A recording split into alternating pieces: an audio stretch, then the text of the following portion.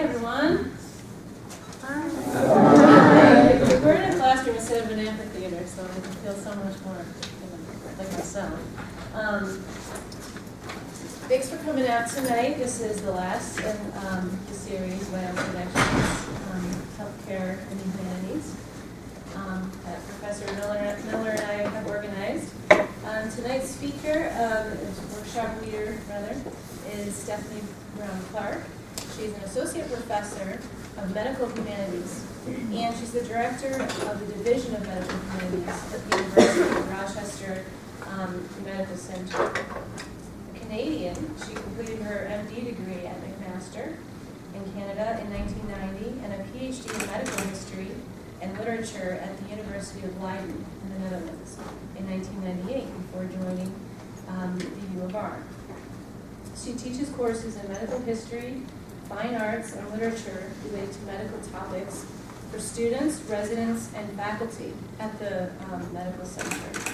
And I just wanted to read a few of her course title names because they're really cool. One course is Reading and Writing the Patient, using narrative to teach history-taking skills. So a whole course on that. A brief history of the body, perspectives in medicine and the arts, framing the patient, lessons from the art gallery, and in fact she received a grant a few years ago, the NIH and Oasis Foundation Vital Visionaries grant to pioneer a course with taking medical students to museums to look at artwork and connect that with patient interaction skills. It's awesome. Okay, and she has co-edited several books and co-authored 2 biographies. She's co-edited Body Language, Poems of the Medical Training Experience, which is an anthology, okay?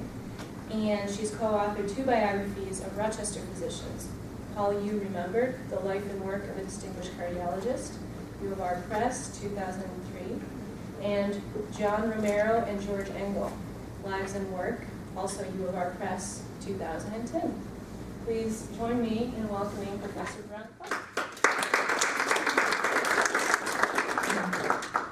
Okay, well, thank you very much. I have a little bit of a sore throat, so I apologize if I'm squeaky.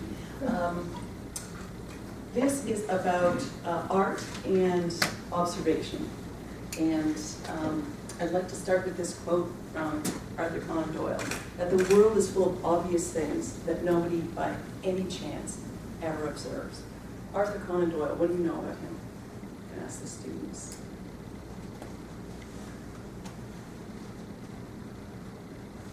He was an author.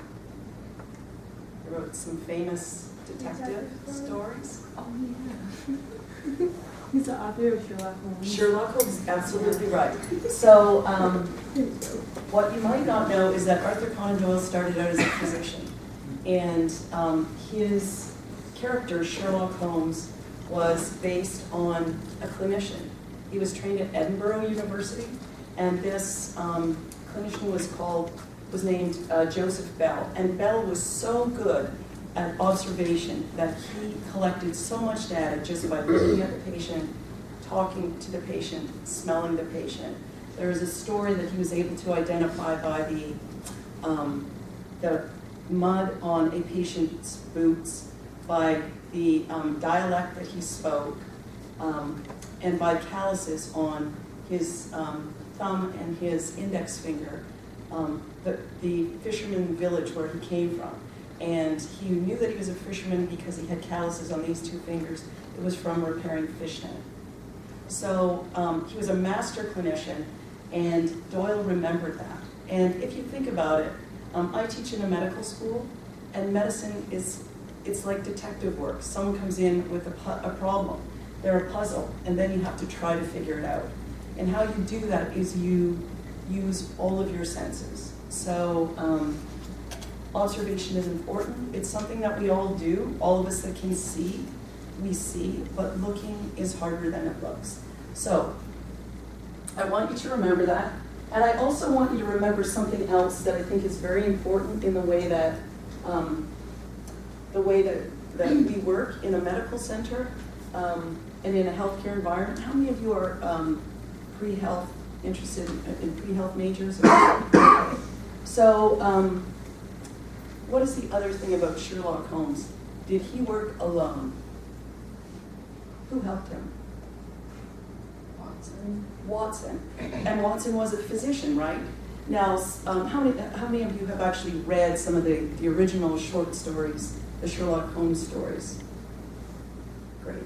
How many of you have only seen the movies? A couple movies. Now, in the movies, unfortunately, this is what happens when you move from the original. Watson is often played as a sort of a bumbling, is not that bright, but in the original stories, Sherlock Holmes realized that he had shortcomings, that there were observations that Watson made as a physician. There were things that Sherlock Holmes missed. And the importance there is they work as a team. I'm sorry, that's probably my son or something, so I didn't turn that off.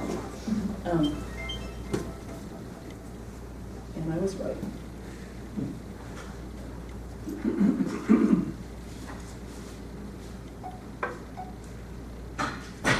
So that is worth remembering as we start. So, beyond observation, because observation is important, but there's a lot more things that the visual arts can teach us about how to work with patients, as I hope I'm going to be able to persuade you tonight. So the plan for this session is really very simple. I am trained as a historian, so the historian in me wants to tell you a little bit about the background of the work that we do with medical students and nursing students, faculty, and residents. So I'll give you a little bit of the background so you know where this came from, and you'll have a sense of where we began.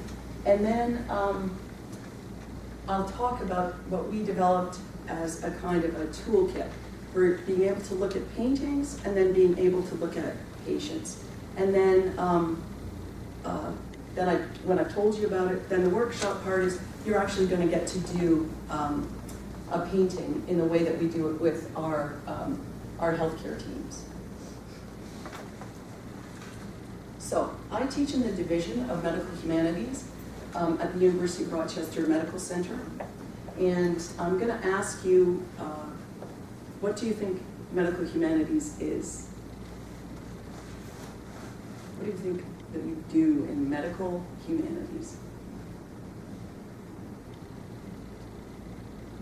I've had really funny people, when I've asked that question, say, medical humanities and medicine, isn't that an oxymoron?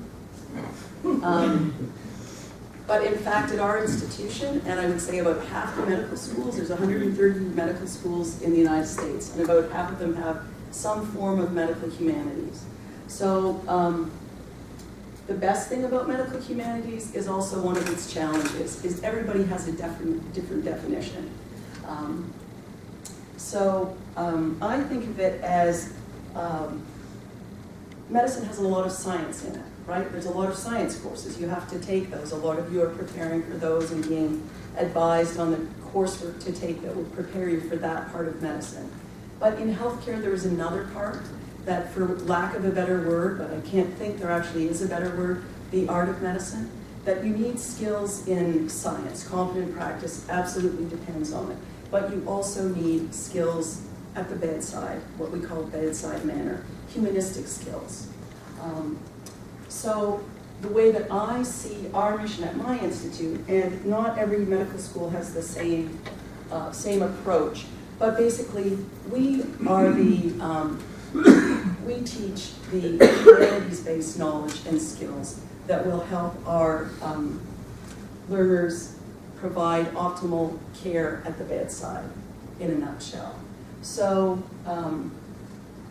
sometimes people say to me, it's great you got humanities in medicine. So we have courses, as Sarah said, in literature, in theater, in music, in history, in philosophy, in ethics, and in the visual arts to try to develop skills, knowledge, and attitudes. People will say to me, it's great you're making better people. And I always say, I'm not trying to make better people, although I think that the humanities and the liberal arts do exactly that. I'm trying to make better doctors, so that we use humanities targeted to try to look at issues in healthcare.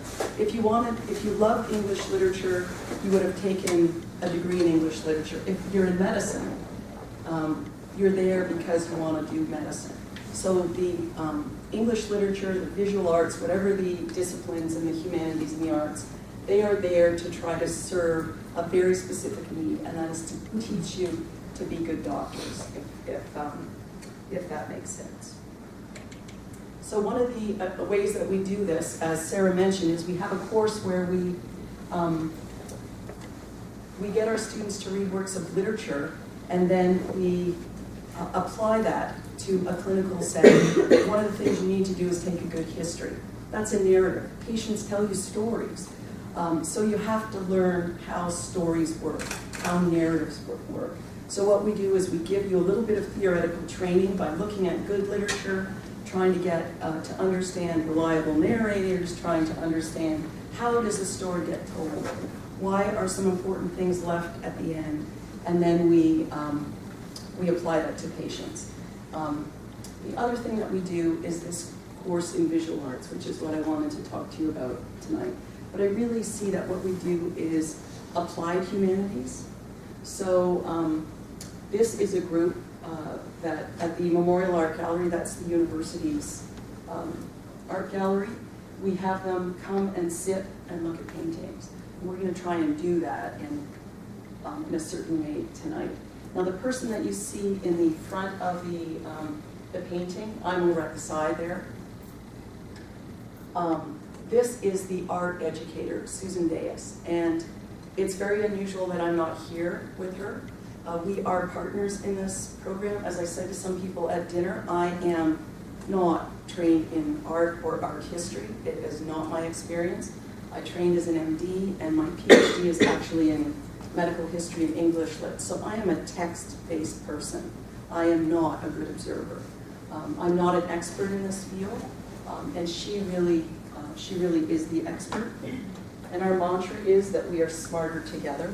So again, just like Holmes and Watson work together, this is a partnership program. We started this 12 years ago, and it was started small. We had a pilot program where we had 15 medical students, and we took them to the art gallery 1 week, and then on alternate weeks we would take them to see patients. And the program has grown. We probably do about 40 different programs a year, mostly with residents and with faculty and some medical students. We have nursing students, nurse practitioners, physician assistants, OTs, PTs, music therapists, and art therapists. So how did it start? Well, it started with an article. I read an article in the medical journal of the American Medical Association. So I was reading this, and I was very excited about it. And it was an idea that was started by a dermatologist, Erwin Braverman at Yale. Dermatology is the study of skin and diseases. It's, as you can imagine, it's a very visual specialty. And Braverman is a very senior clinician. He's now in his 80s, but he was in his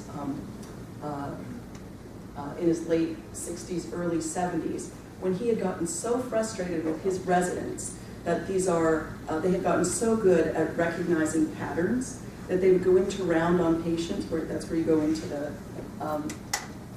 the patient's room, that they immediately were looking for the tree and they couldn't see the woods.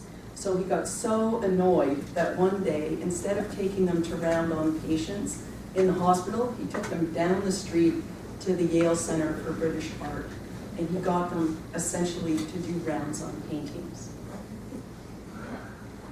So instead of rounding at the bedside, this is you stand around and you see the patients and you have a discussion about the patients, and you try to figure out what's going on with the patients. He took them to see artworks, And this, you can see that these are some students, much like our students at Thomas Jefferson. They are doing the same kind of exercise. And so what they found in this article, and it was so interesting, that it's published in a medical journal, that what Braverman did was he did a number of control studies. 50 students went to the art gallery, 50 students did a lecture on the physical exam. Those students that went to the art gallery could see more things, they could describe them more clearly when they went and spent 2 hours at the art gallery.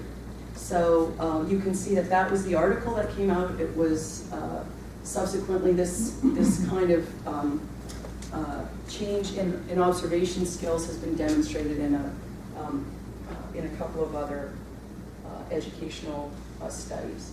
So if you think about it, it's no surprise. If you give people that know they need that skill and want to really do good work, and you let them practice something for 2 hours, they'll get better at it. They'll be better than if they don't practice it at all. So I read that article, but the interesting thing is that Susan Dayas, who is the art educator, it was also in the museum education literature, a world that I know nothing about. And so I called her. And so we said, let's try and develop something that we can do with our healthcare faculty and students. We were among the first to try this, but we are not among the last. And this is many partnerships began to develop between art museums and medical schools. And I stopped at 2007 because I ran out of room on the slide, but there are now about 40 programs. So what exactly happens at the art galleries? What can healthcare professionals and educators learn from visual art? Well, what we thought that we could do, we got together and we wanted it to be a toolkit. So how can you apply visual arts in some way that students can take this back to the floors when we see patients? So we thought, what do we actually do? When I'm going to see a patient, you inventory the details, right? That's your history, and the physical. That's what you're doing. You're collecting data. I want you to remember that. It's data.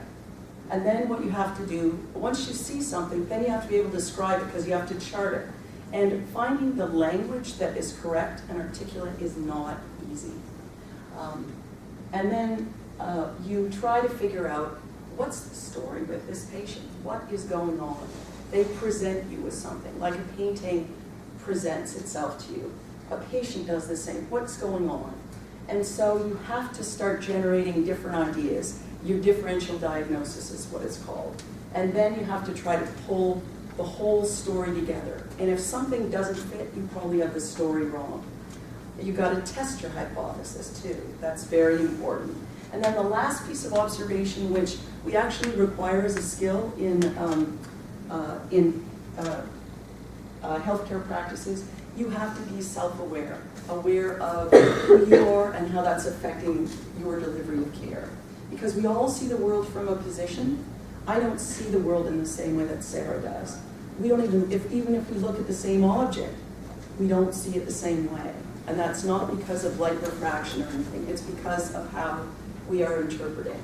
And it's important to know where your blind spots are and where your insights are. Okay, so one of the questions that I was asked tonight, and I'm often asked, well, if observation is important, and if you practice something, why don't you just see more patients and eventually you get the hang of it? My rationale here is when you do something over and over again every day, you get so used to doing it that you can't critique it. So if you defamiliarize your learners and you take them out of their environment and pull them out of the hospital and you take it to an art gallery, they physically have to look at things in a different way. And it's uncomfortable, but it's effective. And so what we discovered is that the workups that we do for patients were you could do the same thing with a painting. So we wanted it to be something that you could use in either environment. And then we wanted our students to reflect on what happened in a team, because in healthcare teams in the 21st century, it's all about the patient home, and it's not just the physician with the nurse and on the side. It's a very, very complicated system. You have to work together, so how do you do that? So you have to be thoughtful about yourself and about the other people around you. So those were sort of the goals. And here's the toolkit that we came up with. We wanted it not to be complicated. 5 questions. And the 5 questions replicate what you do in a clinical setting. And it also, I think some of you in art history will notice, some of these questions are questions that you use as prompts that come from particular pedagogical ways of looking, visual teaching strategies, ETS. Not all of them, we tailored them for a particular audience. So you can see the parallels. The first question is absolutely the hardest question. What do you see? That is, remember that question, data. You just say what you see. You don't interpret what's going on. If you see 2 figures at a wooden table, that's what you see. You don't see a husband and wife having coffee at breakfast. That's an interpretation of the relationship. So I'm going to ask you to remember that. We do that all the time. We jump to interpretation. And one of the tricks and one of the challenges is, at least for tonight, to try to slow down and unpack that. So the first thing we're going to do is collect the visual details. It's just like a laundry list. What do you see? They don't have to be connected. You just have to look. Then the next question, does this remind you of anything? When we go from something that when we are confronted with something that we don't know, we always try to relate it to something that we do know. It allows us to orient ourselves. And in medicine, have we seen cases that look like this? What's the same, what's different? Then what is going on is always that's why patients come to doctors. What's the story here? At that point, we are trained that part of clinical reasoning is you can't just say, I think it's, the guy has chest pain, the patient has chest pain, it's cardiovascular. You can't, that's not a differential diagnosis. That's just a single diagnosis. You have to force yourself to think of a couple of different possibilities. And then medicine is evidence-based. And I would say that in humanities, our work is also evidence-based, but the evidence that we use is either the text or it is evidence inside the paper. So what do you see? If you've got your story, you've got the story correct, everything should be good. And then you always have questions. You're not going to know the artwork that I'm going to show you, just like patients, that those of you that go into healthcare, I think everybody here who's an academic, you never know all the answers. But knowing what you don't know and knowing what questions you want to ask is they're really important. And then I'm going to ask you, why are you asking that question? Because you can't ask questions of patients just because you're really curious. You have to be asking questions because it's going to be confirming or refuting what you think is going on. Otherwise, you're just gossiping. And then the last question is that self-reflection piece. So that's kind of the toolkit, and I think you see it's pretty. We may go a little bit out of order in these questions. It's a little bit more free flow, but that's basically the template. And so what we have noticed, having done this for 12 years, over and over again, we've done lots of surveys. Students report that it improves their ability to actually make an inventory and then to actually describe it in language. And that it encourages being very cautious about taking interpretive leaps. That's where physicians make mistakes. It underscores the benefits and the costs of pattern recognition. You do have to recognize patterns. That's how we negotiate the world, but you always have to hold that carefully and be aware that not everything is exactly the way that you think it looks. Reinforces team learning and promotes self-observation. And one of the interesting things is we use artworks, by the way, that don't have a secret medical diagnosis. There's no medical condition or anything like that. But we do, in all collections, we have used works that are unfamiliar, that are out of the range of most of us, that have a lot of information that probably one of us in the group might have a bit of information, but not all of us. And I think it's really good for addressing issues of diversity and also thinking about your own biases and your assumptions. And one of the things that I really want to make clear here is this isn't to ding you for having prejudices and biases and assumptions, because we all do. What we ask our students to do is, it's not a judgment. It's really for you to be able to know that's the place that you are. That some things are easy and some things are difficult for you. And not to beat yourself up about it, but just to know that those things about yourself are very important. So that's kind of the preamble, and now the fun part is actually,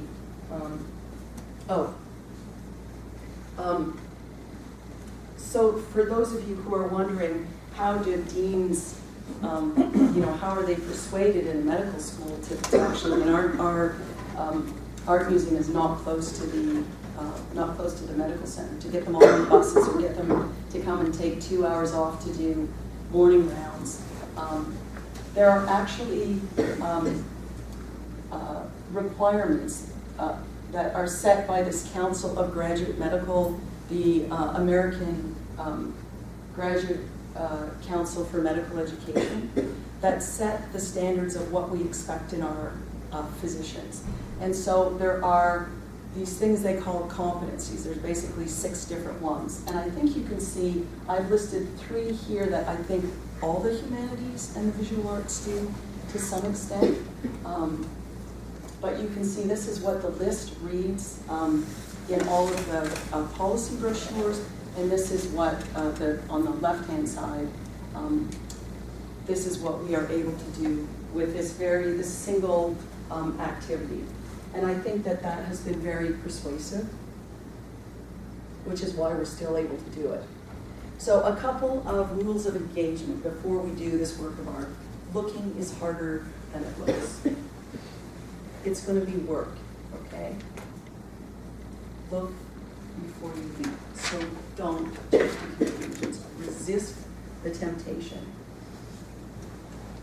Trust your eyes and your instincts. If you have a gut feeling, if there's something, pay attention to it. It's giving you data.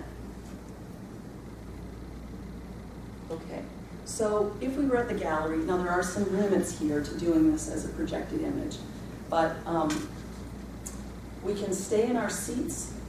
Les, or do you think there's probably too many? Turn those lights on. Lights on. Or turn the back lights on. But here. what I will say is, those of you at the front, or those of you at the back, you would never be looking at a patient like that. And in an art gallery, you would never be looking at anything. You guys in about the back half would never be looking at an artwork from this distance. So I'm going to encourage you, even if it means pulling up the chairs, or if you want to stand, which is what we, in a smaller group, we kind of stand around the screen as if we were in an art gallery. But for those of you in the back, you will have a perspective, but it's going to be difficult. So I'm not a student, so I'm waiting for the students to come okay. forward. But I So, thought maybe if I well, could. why don't we just take a second actually to hold the, if you don't You guys want want to, to move forward? we always have chairs with the students because we feel that it's easier to take sitting than standing. Well, you do, she was once saying that, but I do, I think she, because there are things you have to look at from the distance, but I can't do all those things from the distance.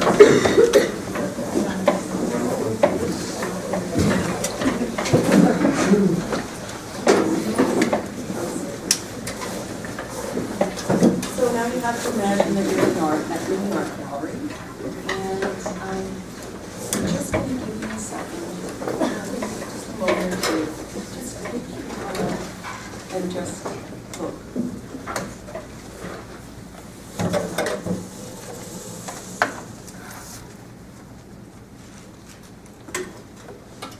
What do you see?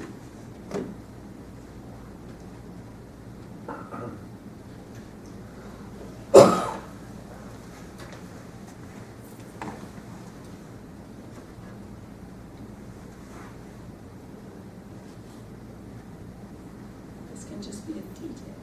There is no right or wrong answer here. Just what do you see?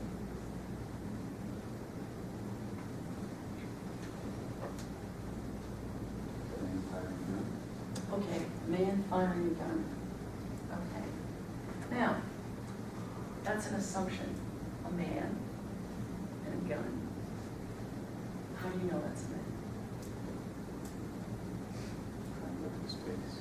I mean, Okay. when I looked at it, it occurred to me, is there was a man or woman? It's a good conclusion that it was a man based on visual cues. Okay, so some of those visual cues, what do you see? Short hair, Okay, the hair, clothing, okay. Can you describe the clothing? it's like long boots, sash, muted colors, kind of greens and browns. There's cups on the, like his hands.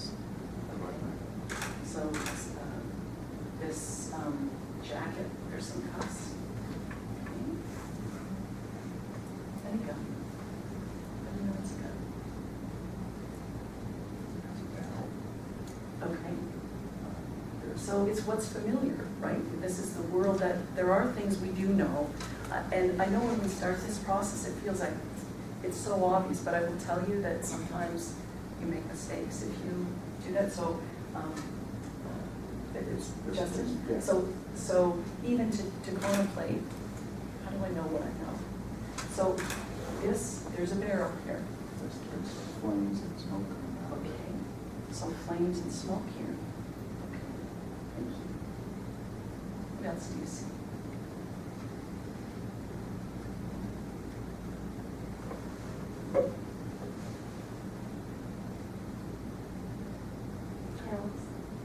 Hills. Where can you locate them? Like in terms of the picture, are they in the middle? In the background. Okay. So some hills. Okay.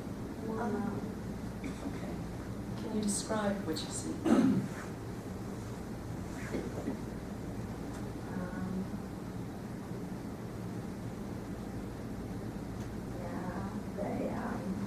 They're like a grayish blue. Okay. You can tell there's like more than one, if that makes sense. Okay. Okay. Okay. So you can ribbons, see, yeah. you can see, so the color, that it's gray, you can see there's more than one. Thank you. What else do you see? Orderly rows of lumps.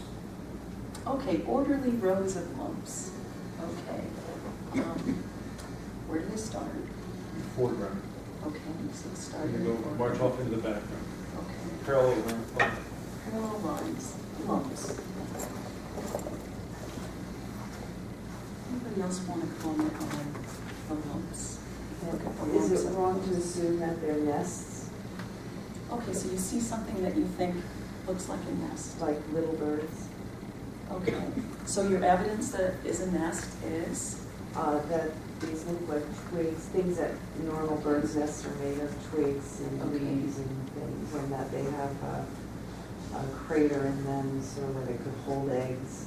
That there's two little heads coming out of the second row to right near your finger, yes, right. Okay. That to me seems like baby birds. There's a couple in the middle ground. Okay, I think maybe you're almost there, keep going back there, maybe back farther okay, on the fifth or sixth row. okay. So little. Yeah, there's some more there, yeah, Okay. I'm thinking. Okay, so that's consistent. It's consistent.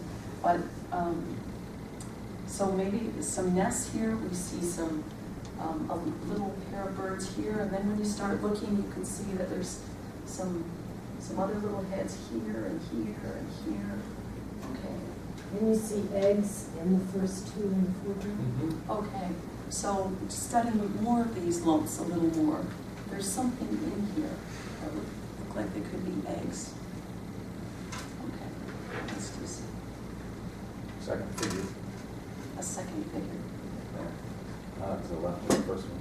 Okay, so there's a figure here. Okay, can you describe that figure?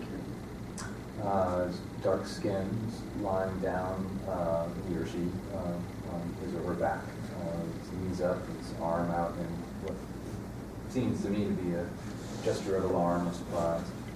Okay, so read body language. So there is this outstretched arm, his legs are up, he has, how did you describe the expression on his face, I'm sorry? I don't think Or did you- it's the arm, The arm. registered alarm, yeah. So the arm is outstretched, and trying to interpret that gesture, could that be alarm? And the figure is dark Dark skin. skinned, okay. The gender, it's male, female, it's hard to see. And if we were at the gallery, this is unfortunately, this is one of the disadvantages of images, it's hard to see. Now, those of you that are on this side, that are closer to these figures, can you add more description?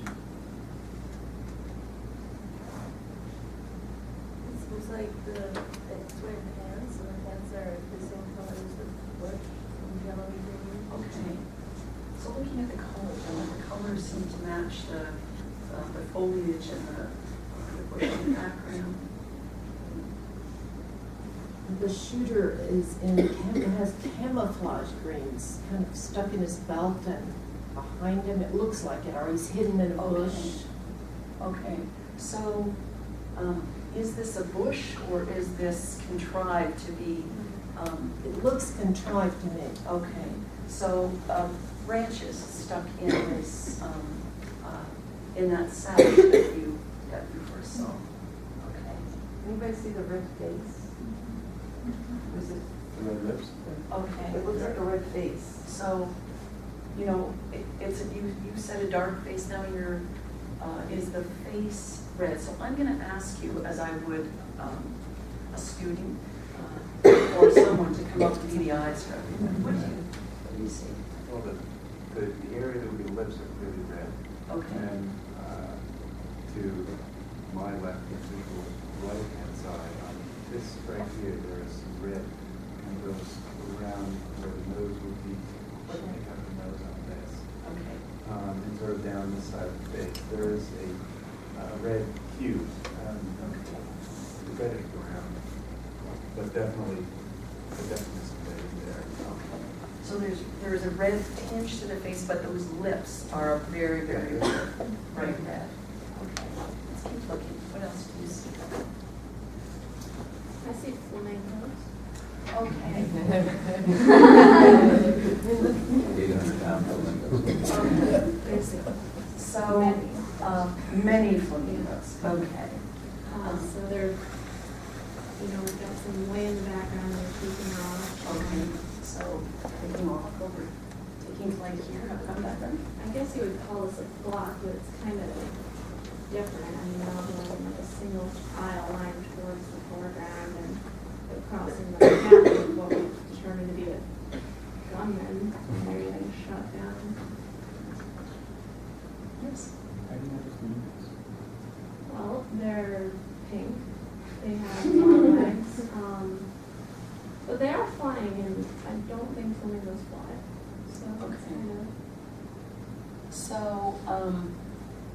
birds, they're in flight. Maybe they're flamingos, maybe they're not.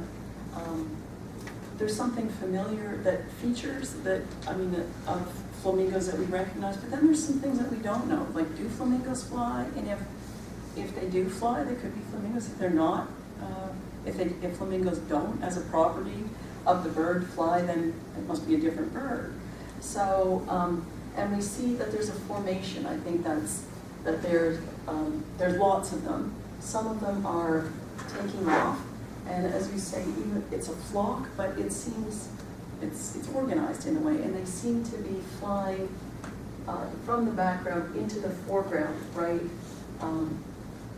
to the space where the shooter is. So that's some of the flamingos. We haven't described it fully. Well, for one thing, and you talked about the word organization.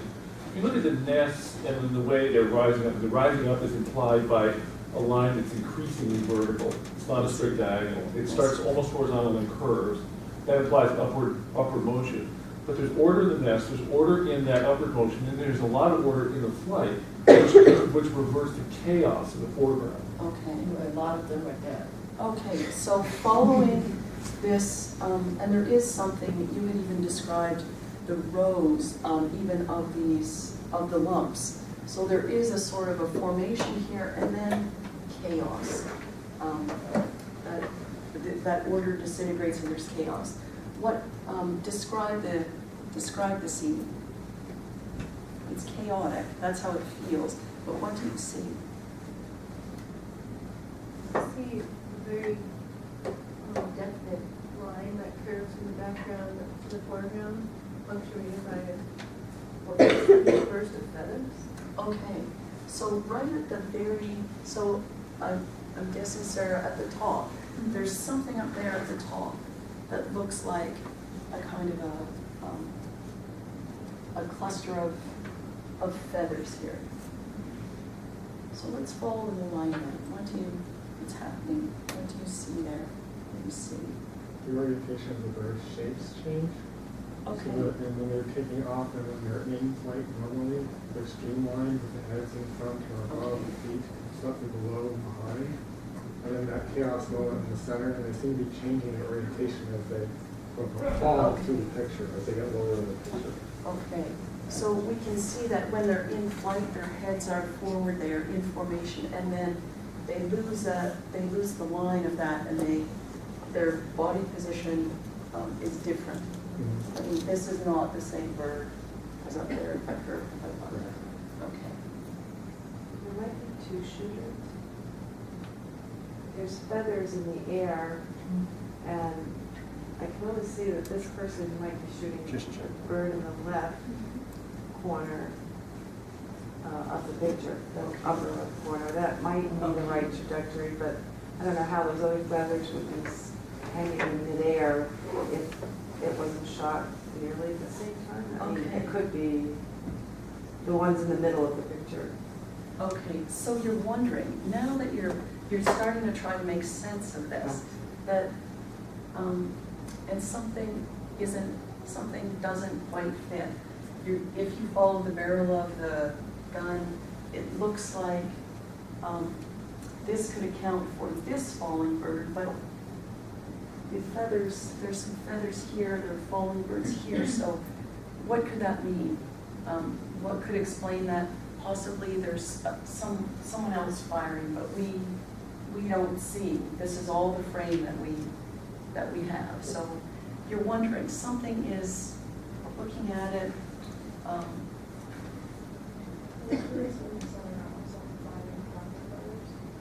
Okay, so now do you mean farther from the feathers, vertical? Yes. As if that no longer trying to kind of wax. Okay. Since they dropped compared to the other one. Okay. But you can also tell that they were recently shot because of the smoke puffs. That's Yes. just- Okay. Yeah. In the So, other I think direction, they were too. shot there. okay, so there's some puffs of smoke here. Okay. And that gives you a clue, right? It's Sherlock Holmes, a clue. Maybe about the time course, because this is not a motion picture. This is a still shot. So is there something about time lapse that we're seeing? And there are these puffs that we know that something has happened before, and that what remains is the puffs of smoke. Okay. What else do you see? The background on the right side, it's a lot more clear.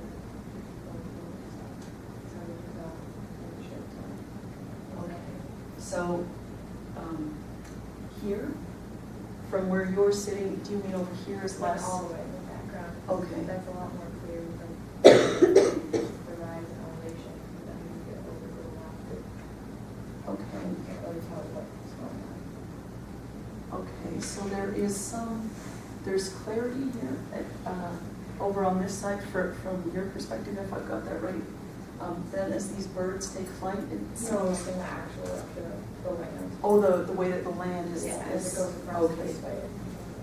Okay, so, the way that is that, perhaps a technique that you're thinking, that it's the way that it's been painted? That, the receding of the landscape becomes less crisp and less clear. Okay, what else do you see? Just a few little, just an inventory. What are some other things that you see? Well, you Maybe can, tiny things. you can see like, the sun, or like the light is coming from, the left part of the picture. Like, it kind of looks like, that it might be morning. Okay, so now you're noticing the light, and where's the light coming from? And what time of day is this?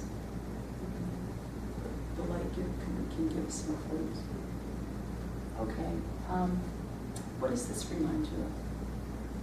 Is it evoking anything?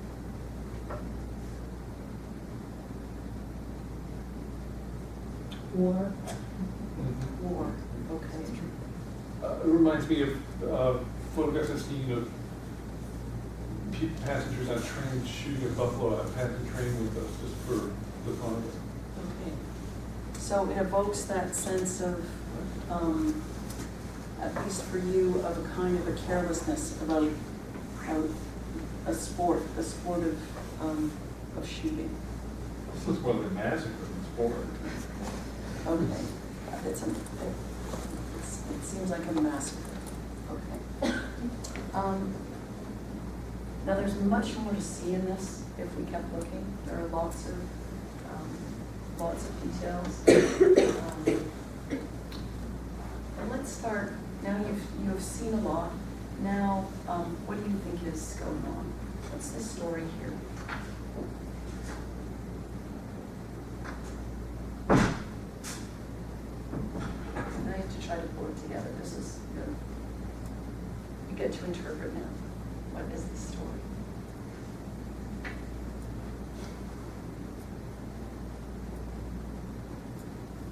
I think this is a still image that captures maybe 3 seconds, during 3 seconds of what happened.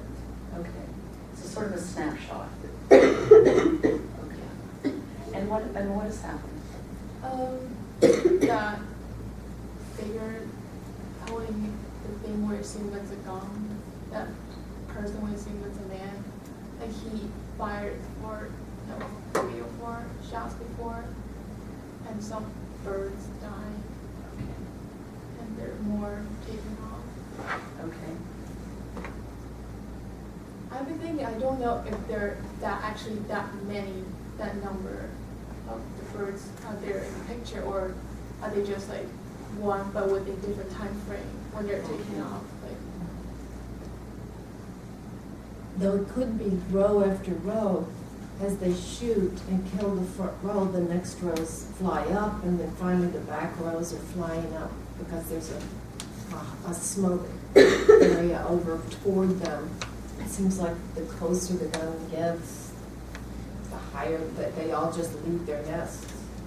Okay. And in the front is a horrible massacre. Okay. There's one running away. Okay.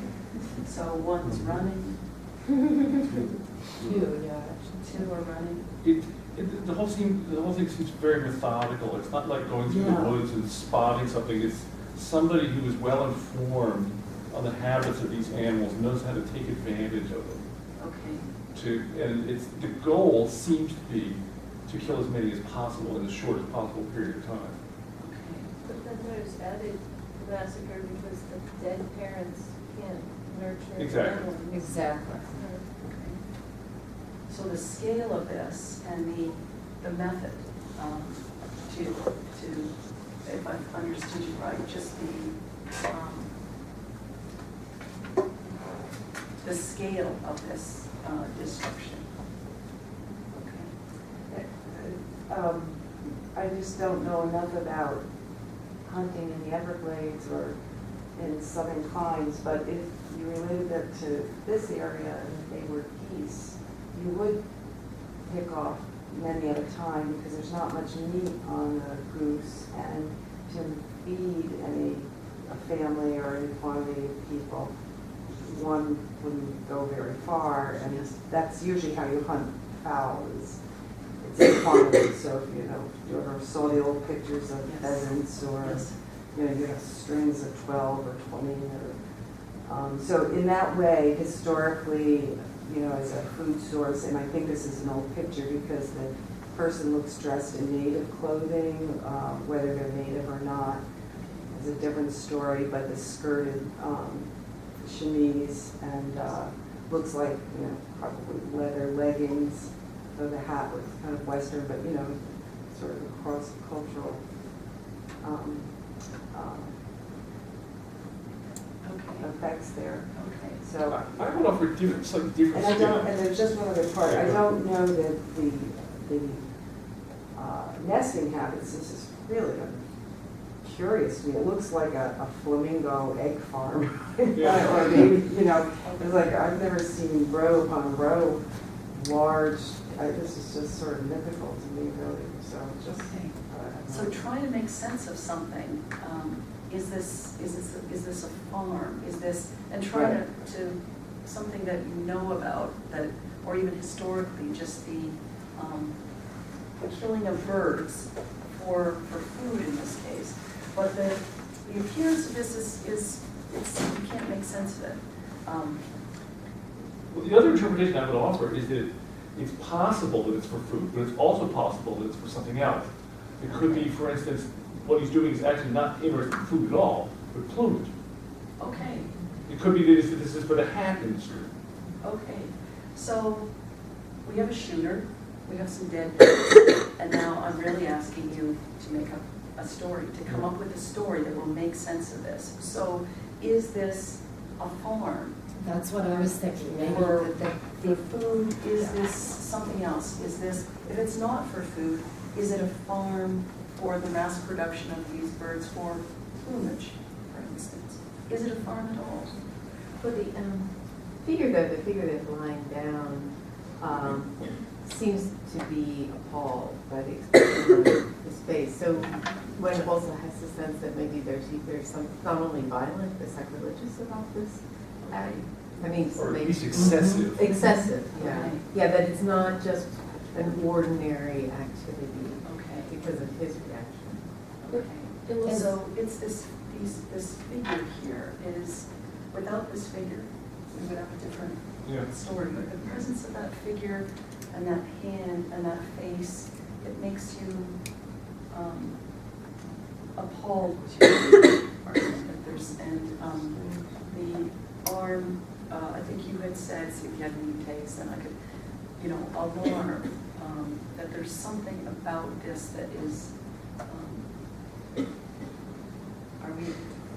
is there something disturbing that's going on as opposed to something that's just ordinary? This is what farmers do. They slaughter cattle, they slaughter chickens, geese. Is it like that or is it something different? The other thing to think about is that they're killing the adults and seemingly leaving the eggs to die.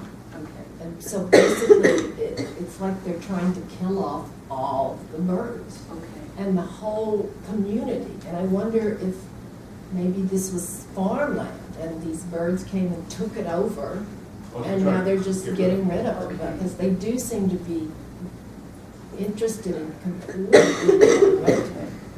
And there are many species that have moved into areas that are overpopulated, and this might be a kind of an attempt to reclaim land that has been invaded by the birds. This kind of seems unnatural, you know.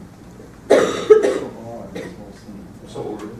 I forget orderly, I don't know, I'm not a biologist, I suppose. Yeah. But I don't think that you would find in nature this many birds' nests right next to each other. In the The open. land in the open where they can compete with each other, the land Unless will those are- sustain there. Unless those are man-made, like bee hives to attract them. Okay, so maybe this is some, you know, these are actually constructed for the purpose of breeding these birds. It almost seems to me like, I don't know if I would go this far in my analysis, but it seems to me like the person who constructed this image was using these birds' nests as a metaphor for something that they're not in reality in this picture. In order to interpret this, you need to go further than just what's in the image. You need to think about Interpret. because when you said this looks like war, that was my first thought. It looks like war. And it So looks is to this me a like- metaphor for it's like this? a for- scene of carnage where Okay. you're removing the adults and you're leaving the children to fend for themselves. And It's like genocide. at the heart of it is a man with a gun. Okay, is this genocide? Is this a metaphor that these birds are representing something else? So a lot of different possibilities here. So that's our differential. Now, what questions do you have that will help you rule in or rule out if this is a farm, if there's two shooters? What do you want to know? Yes. Intended fowl hunting usually includes dogs. Like, why are there no, if it's intended, why are there no dogs? Okay. Good question. So, you know, there is that, sometimes what you expect to see but don't see in patients and also paintings is really interesting. I think that's a very thoughtful comment. If this, from what you know about this hunting, you'd expect dogs, there are no dogs. Why is the black figure depicted in a way that evokes racial stereotypes, Okay. as though the painted in minstrel face? Like Yeah, black because bears. they're moving. Okay, so what is this, what does this mean? What is the significance of the way he's painted? And I will try and pull these questions and then. Oh, is it an island? Is this an island? Is this one of the islands? Could be like a native of the land trying to stop them. Okay, Because so. they have different dress. Okay, so now focusing on these two figures, is he trying to, is that alarm or is that stop? Is there some communication? Is the painting something about the exchange between these two? Is this, if I've understood you properly, that maybe this is his land and that this is not how he thought this was gonna go down? Is that an arm in protest? Is that, have I got that? Okay. I would want to know when this was painted and where it's set. Yes. To answer a lot of questions. Okay, so how would knowing when it was painted? Because it would say something about the black figure for sure, so it's probably 19th or late 19th, maybe early 20th, but somewhere much longer. It was painted in 1857. So, now what are you thinking? The dress looks medieval to me. Okay, so the costumes. And what we're bumping into is our own, what we need is a costume expert to help us. We are bumping into the limits of what we don't know for sure. It's not what you'd expect. It does look a bit medieval. It certainly doesn't look like anything anyone here is wearing. So it's not contemporary, but when exactly is it? It's hard to. Well, when I first saw it, I thought he was a conquistador. Okay, It looked like armor at first, and I thought it wasn't using armor.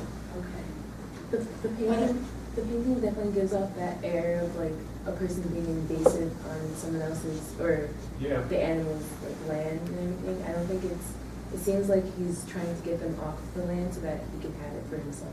Okay, so But is the- that the story that's here? So it's 1857, and where is it? It is in South America. It's in South America. It could be painted in 1857 and set in the prior century. Right, and that's a really important question. It is intended to be 1857, I will tell you that. And the black man is very clearly, that's why he looks so stereotyped. because it's That was the way it was done. right. And I Okay. wonder if he isn't a slave for this man, or, Okay. So knowing a little bit more, something like a date, allows you to start thinking, well, what is the relationship of this?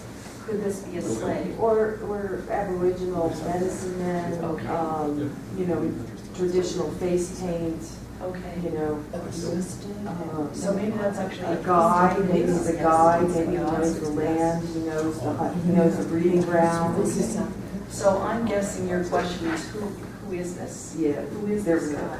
This is, it's in South America. There were slaves. What else do you want to know? I wanna know why he's on the ground. Okay, Fell over the or birds something. are flamingos, I will tell you. Was that natural for the Yes. And flamingos fly. And information. And they fight for And it, information. I'd like to know why they're killing the birds for seemingly no reason but to kill them and massacring them. And I wonder if it has something to do with the eggs, if they want Yes, the eggs. right, or the babies. Or the yeah. babies The are- down feathers. Okay. Yeah, or for, there could be many reasons why they would be killing them. For the use of the bird or just to get rid of them. Okay. That's a wide range. It just looks like more than Yeah. tonight's dinner. Yeah, it definitely doesn't. Look at the legs in the air. That's more than break us out of the box. Yeah, yeah. That's what I was thinking. Well, I will now tell you what I know about the painting. The painting is by an American painter, George Catlin. Really? So what do we know about George Catlin? He captured the west, and our movement westward in North America. Yes, and he's most famous for his series of paintings of Jeez. American Indians. And in America too. In America. What's he doing in South America? What is he doing in South America? What if I told you that George Catlin was a friend of Samuel Colt? Oh, the gun guy. Is that right? Samuel Colt was the inventor and producer of weaponry. Catlin was successful and unsuccessful, and to supplement his income, he did a series of 10 advertisements for what was then the state-of-the-art hunting weapon of the repeating rifle. And you see, if we had lots of time, you have to, why are they like that? Yeah. So it was the repeating rifle, and this was an advertisement. Catlin was sent to exotic locations, and one of them was in South America. You can learn a lot about flamingos, as I have, because we had a medical student who was a biologist. If you look carefully, you can see the blue. They feed from dragging their beaks in shallow water and sort of filtering. So you can see it's swampy. So in the winter, these nests would have been completely covered, but it is the summer, and so it's very soggy. And now that I point this out, which is why we don't teach this way, now you can see the water because I pointed it out to you, but that's not the purpose of this exercise. So this is this is actually George Catlin himself. It is a self-portrait. He was demonstrating the mighty force that will knock you off your feet. You can see the blows of these, the repetition of that has knocked his hat off, like it'll knock your hat off. They are flamingos, and flamingos at the time were hunted for plumage. That those fabulous hats from the Victorian, in the Victorian period, flamingo feathers were very desirable because of their beautiful pinks and reds. So in fact, this is an advertisement, and this was his guide. And you can see that the actual depiction here, if you probably can't see it well enough here, but it's, just as you said about the background, it looks a little blurry. The technique and the detail for this native guide is very much stylized in that sort of blackface. That was, Catlin saw the way people saw black people, and that's what he depicts. So presumably, the power has knocked him over, and there isn't one. There aren't two shooters because obviously you don't have to reload this. So he was able to kill on a massive scale, which when you're advertising to hunter, that's exactly the kind of equipment that you want to be packing when you're hunting. So I just ask you to reflect that we all see from a position and from our own time period, that we see this as, we see kind of race issues here. We see destruction of natural landscapes and wildlife in negative ways, that for a gentleman's magazine where these things would appear, were hunters, that this would have been understood in a completely different way. So we do bring assumptions and biases with us that are so embedded that we can't. It's very hard to get to them. Sometimes you have to do it through the artworks. So I'll stop now because you've been wonderful. I just want to ask you, what was this process like for you to look at a work of art like this? Yeah. And usually we do 3 paintings, and the only complaint we've ever gotten doing these sessions, people say they want to do more, but they can't. After a certain point, you just can't do it. Looking is a lot of work. And the focus, and you can see how much you can see. And I will tell you that I'm going to ask a show of hands, and I'm in the majority. For those of you that go to galleries, how long have you spent in front of a work of art usually when you go to a gallery by yourself? When I first went to the museums in Europe, I would spend an hour before each work, but then I'm an art historian. I was just going to say that you're the exception, but for the most part, museum curators know that what we all do is we read the text, right? And someone, you didn't do this, which I thought was fabulous. So we always say, someone will say, well, what's the title? And I will ask, well, how's that going to help you? And I will say, well, it'll give me information. So what do you think the title of this painting is? No. It's so obvious. What is this? The hill. The name of the gun? No. The flamingo hunting. Shooting flamingos.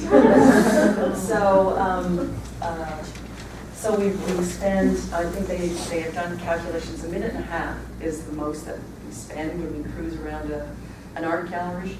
And about 3/4 of the time is reading the text, and then you'll say, oh, shooting flamingos, yeah, there's some flamingos being shot. And you move on to the next thing. So, Can I ask a question? yes.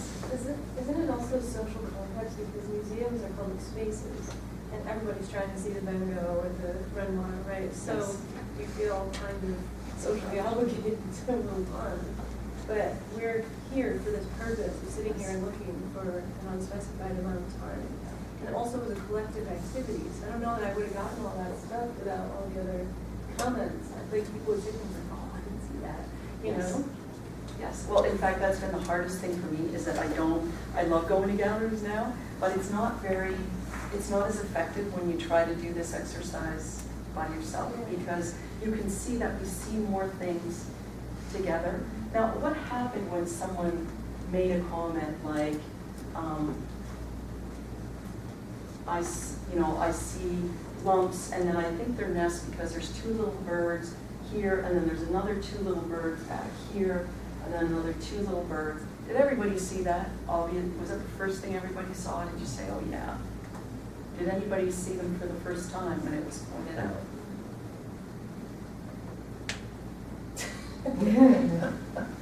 So anyway, that's the exercise. You've been really a wonderful audience. Now, just in terms of yourself, what, and you don't have to share if you want, but I will just ask you, when you leave, to think about what did you think was going on? What did you see? What didn't you see? What was your hypothesis? Can anybody see the mistake? There are no mistakes, no. There is in this one.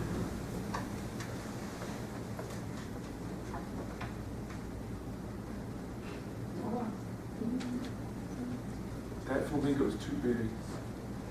For where it is? For where he is. If you look at the foreshore thing, see the size of the nest getting smaller? He should be half that size. That thing is the size, is as big as he is. It's huge. It's the king of flamingo.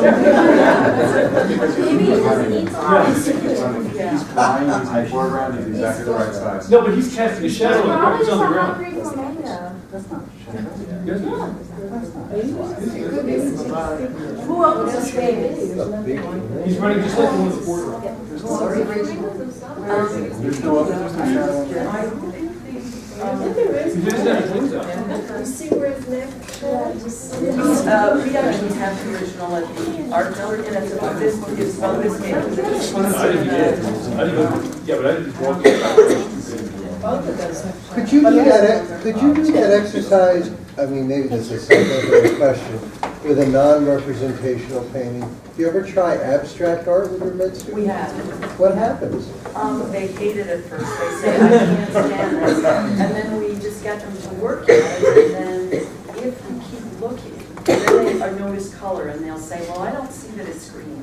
I see that it's green, but then there's actually, a brown piece. And then when they try to make sense of it, they I was will. just going to say, do they create a narrative? No, they create I think it's a tree, or I think it's a, Oh, so they turn it into representation? yeah. Yeah. Oh. What do you show? What kind of abstract images do you show? Well, what we have is sometimes it's just a red canvas. And then, of course, they say, well, there's nothing to see. And then we keep looking, and it's just like this. It's a guy shooting flamingos, which, that's what it's called. It's a guy shooting flamingos. But if you look at it long enough, you can see a lot more things. So we just make them stay fun. And the argument that we make is you're not going to be able to understand every patient that comes. They come from different cultures. They have different language.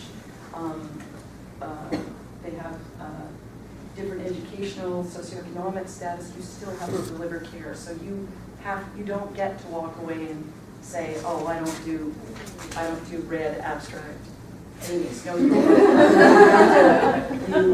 have an obligation, an ethical obligation to do so. I think I find it, I mean, maybe it's my own ADD stuff.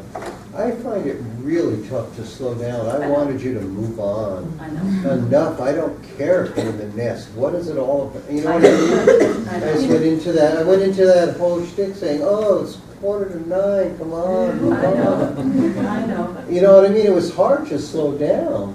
for And me. that is the problem that we are interpreting things so quickly, and that's, I think, in a lot of cases, that's not a good thing. So we probably spent more time on this than, I know we spent more time on this than. Thank God I'm not a doctor, right?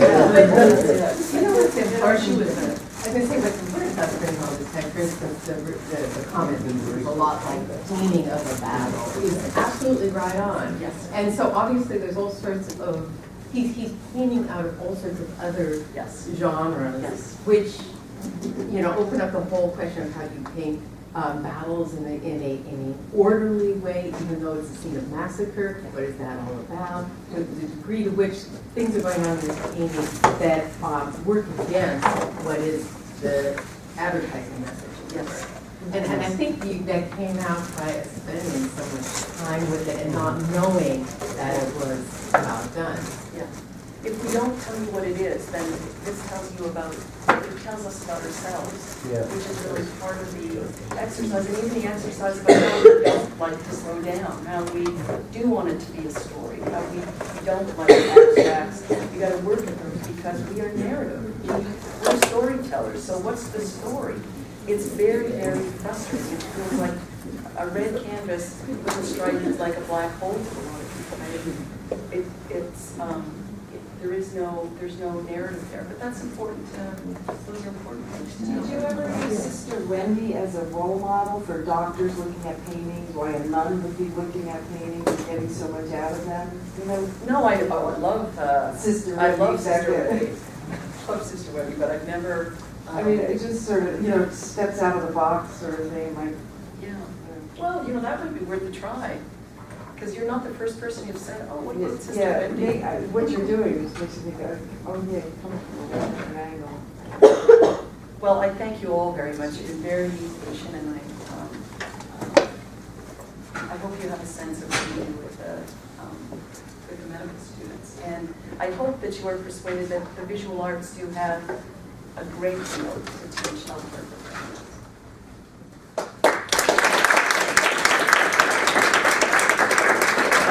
I'd like to add to that comment. We had the director of the Johnson Museum at Cornell here. One of the comments she made at the very end of her presentation was that, what do you do with a degree in art history? And one of the comments she made was very interesting. She said that she knew somebody who actually sat for the air traffic control exam and blew everybody else out of the water.